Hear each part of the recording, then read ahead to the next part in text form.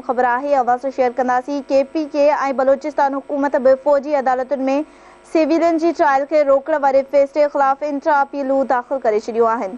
KPK हुकूमत ऐं बलोचिस्तान हुकूमत तरफ़ां बि धार इंट्रा अपीलूं सुप्रीम कोर्ट में दाख़िल करायूं वयूं। वफ़ाक़ी सरकार ऐं सिंध हुकूमत पिणु फ़ौजी अदालतुनि में सिविलियन जे ट्रायल खे रोकण वारे फ़ैसिले ख़िलाफ़ इंट्रा अपीलूं दाख़िल कराए चुकी।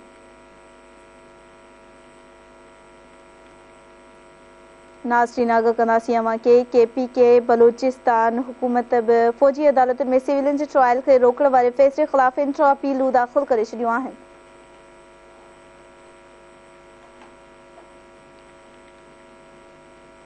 अहम ख़बर है नाज़रीन, आगाह कंदासीं अवां खे KPK ऐं बलोचिस्तान हुकूमत बि फ़ौजी अदालतुनि में सिविलियन जे ट्रायल खे रोकण वारे फ़ैसिले ख़िलाफ़ इंट्रा अपीलूं दाख़िल करे छॾियूं आहिनि।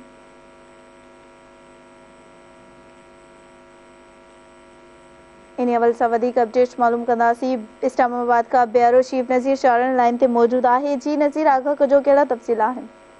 जी बिल्कुल, जेके आहे सो अॼु सुप्रीम कोर्ट में गुज़िरियल ॾींहुं सिंध हुकूमत तरफ़ां बि हिक इंट्रा अपील दाख़िल कराई वई ऐं अॼु सुबुह बि जेको आहे सो वफ़ाक़ी हुकूमत ऐं बचाव वारी वज़ारत तरफ़ां सुप्रीम कोर्ट तरफ़ां जेको फ़ौजी अदालतुनि में सिविलियन जे ट्रायल रोकण जे हवाले सां जेको फ़ैसिलो ॾिनो हो, उन फ़ैसिले खे कालअदम करार ॾियण जे लाइ जेके इंट्रा अपीलूं आहिनि उहे दाख़िल करण जो सिलसिलो अञा ताईं जारी आहे।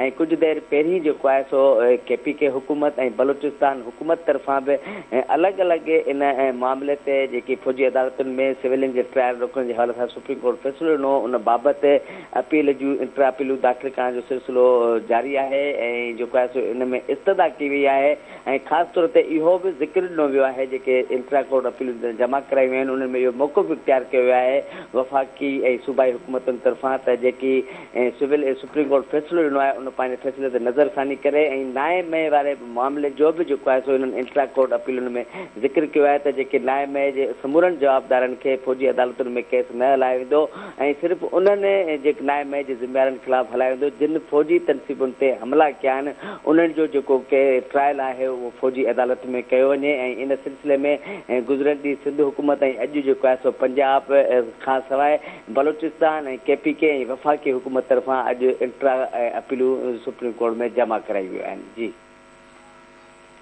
ठीकु आहे नज़ीर, अवां जी महिरबानी।